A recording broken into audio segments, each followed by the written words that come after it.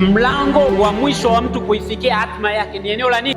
La ndoa. So kuna vita kuingia kwenye eneo la ndoa, na kuna vita kuhakikisha hayo malango yako yapo wazi.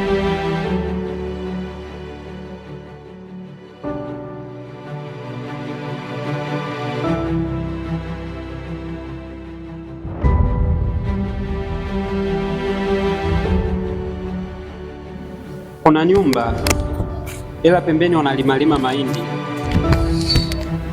Nyumbani. Ni nyumbani.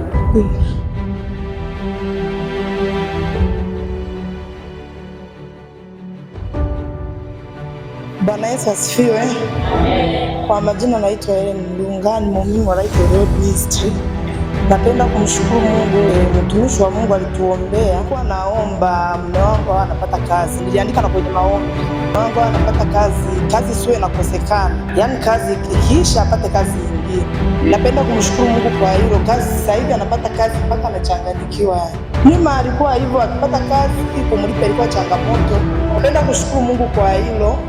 Napenda sana kumshukuru Mungu.